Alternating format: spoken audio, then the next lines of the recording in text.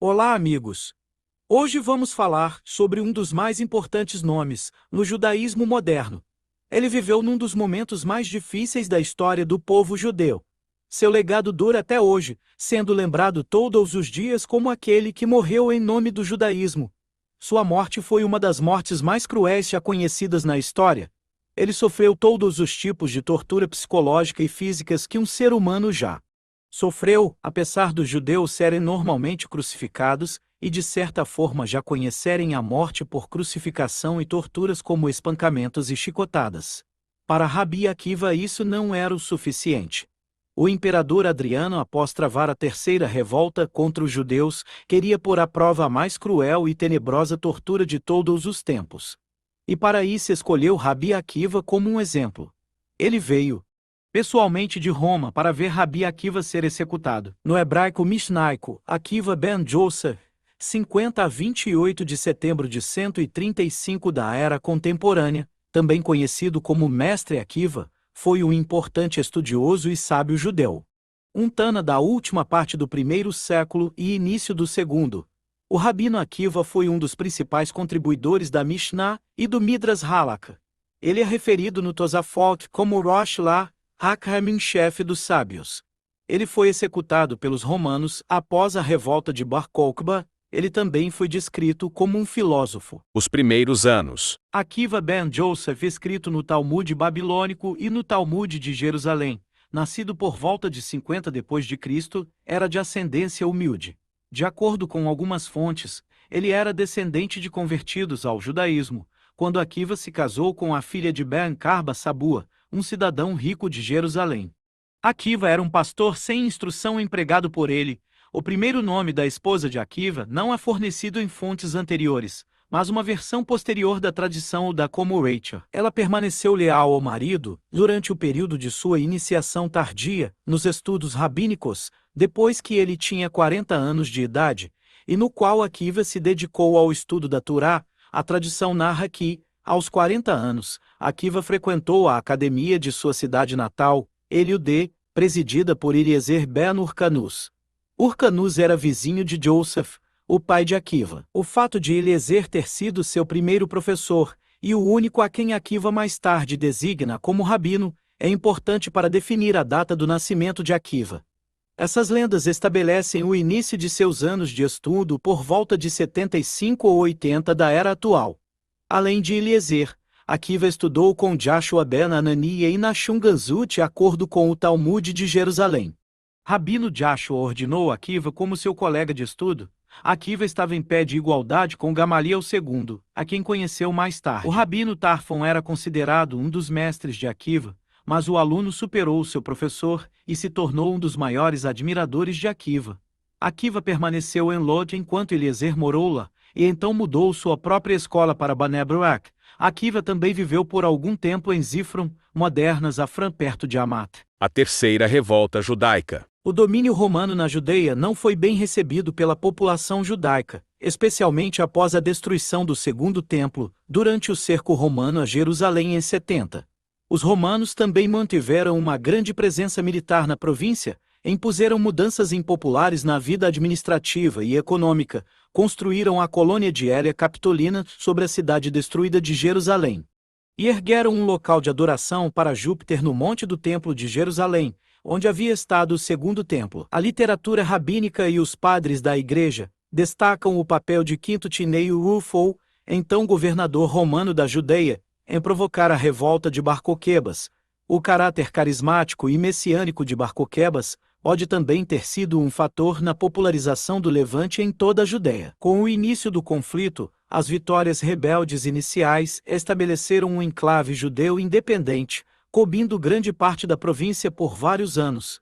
Bar Coquebas foi nomeado Nazi, príncipe do estado provisório dos rebeldes, e grande parte da população da Judeia o considerava o Messias do judaísmo, que restauraria a independência nacional judaica. Este revés inicial para os romanos levou o imperador Adriano a reunir um grande exército, 6 legiões completas com auxiliares e outros elementos de até 6 legiões adicionais, todos sob o comando de Sexto Júlio Severo, e lançar uma extensa campanha militar pela Judeia em 134. esmagando finalmente a revolta. A morte de Bar-Coquebas e a subsequente derrota de seus rebeldes tiveram consequências desastrosas para a população judaica da Judéia, ainda mais graves do que a repressão ocorrida durante e após a Primeira Guerra Judaico-Romana.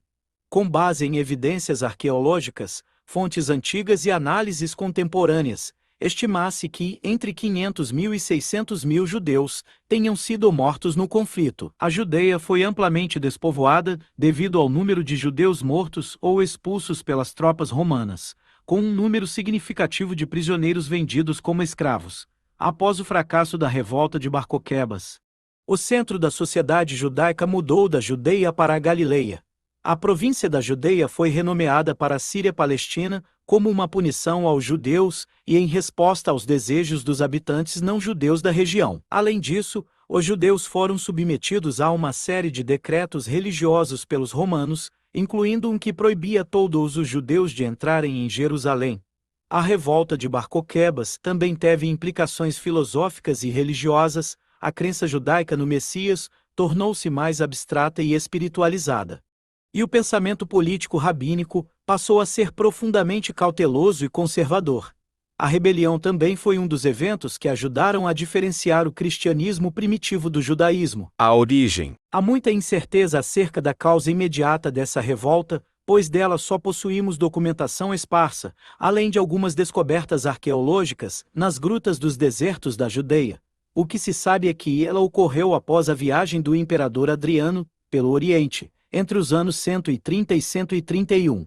Ocasião em que ele deixou claro seu propósito de revitalizar o helenismo em um contexto cultural do Império Romano.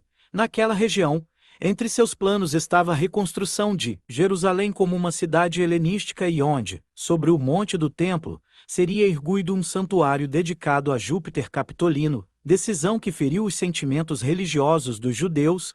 Este parece ter sido o estopim da revolta na Judeia, embora Dion Cássio afirme que ela já vinha sendo preparada, a partir das comunidades da diáspora, desde o levante de 115, Segunda Guerra Judaico-Romana. A revolta. Quando a revolta começou, os romanos foram apanhados de surpresa.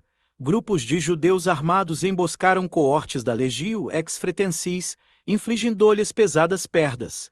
Ato contínuo, a fortaleza romana em Cesareia foi atacada e parcialmente destruída. Como um rastilho de pólvora, a revolta se espalhou por toda a província, com os rebeldes fabricando e reunindo armas, e fortificando cidades. O filho das estrelas. A essa altura, evidenciou-se, entre os combatentes judeus, a liderança de um jovem comandante, Simão bar Coziba, em quem o rabino Akiba reconheceu o Mashiach Messias davídico, aguardado ansiosamente, e lhe trocou o nome para Bar-Coquebas, filho da estrela. À frente de seus comandados, Simão entrou em Jerusalém, foi saudado como príncipe de Israel, e proclamou a independência do Estado judeu.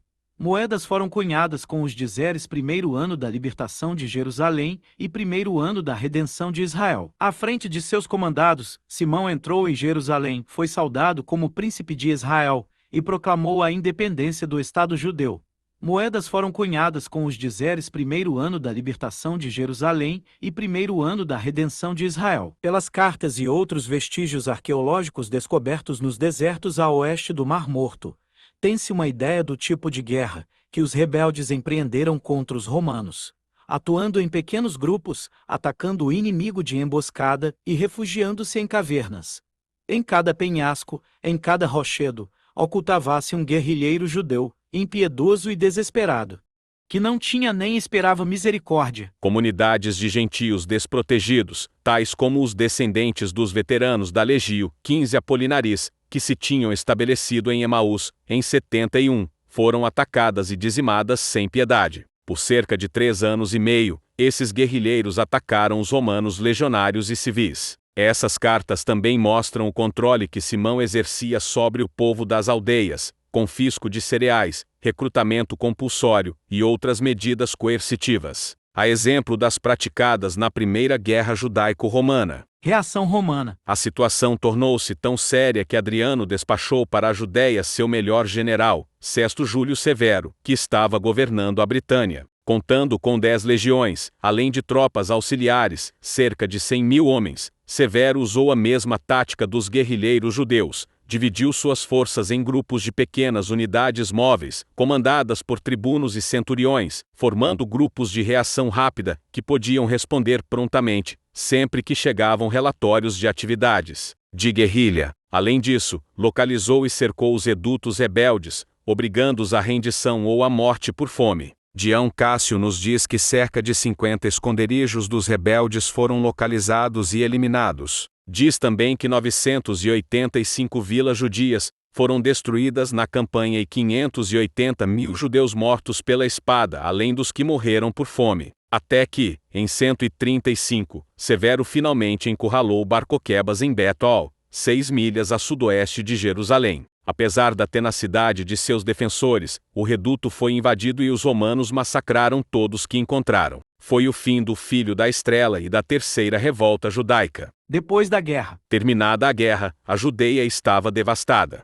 Dião Cássio descreve-a como quase um deserto. Centenas de milhares de judeus morreram lutando, de fome ou por doenças. Prisioneiros judeus abarrotavam os mercados de escravos, aviltando os preços dos cativos. O escravo tornou-se mais barato do que um cavalo. Os inaptos ao trabalho eram enviados aos circos, para servir de entretenimento a plateias sanguinárias, que apreciavam veloz ser retalhados pelas lâminas dos gladiadores, ou dilacerados pelas presas de animais selvagens. Os romanos também sofreram perdas consideráveis.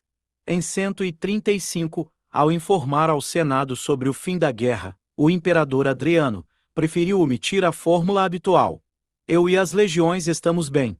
Jerusalém foi reconstruída de acordo com o projeto do imperador, recebendo o nome de Hélia Capitolina, onde os judeus ficaram proibidos de entrar, sob pena de morte. Enquanto o nome da província foi mudado de Judeia para Síria-Palestina. Além disso, um édito imperial que combatia a prática da mutilação equiparou a circuncisão à castração, proibindo os judeus de praticá-la, e, como os recalcitrantes se valessem de argumentos religiosos, ficaram também proibidos o ensinamento da Torá e a ordenação de novos rabinoso. Aquiba negou-se a obedecer, continuando a dirigir o povo judaico, surpreendido ensinando a Torá. Pagou com a vida sua fidelidade à lei mosaica. Sua vida e seu legado são até hoje lembrados como a luta pela vida e liberdade dos judeus na sua terra. A liberdade como o último grito da resistência judaica, que após a derrota iniciou seu êxodo pela Babilônia entre Roma, Sefarade até as Américas, tendo hoje seu legado para mais de 3 bilhões de pessoas, que graças à sua resistência pode levar o nome de Deus para todos os confins da terra. E se você gostou do nosso vídeo, vamos ajudar nosso canal compartilhando nosso conteúdo para chegar a mais pessoas. Obrigado, até a próxima, amigos.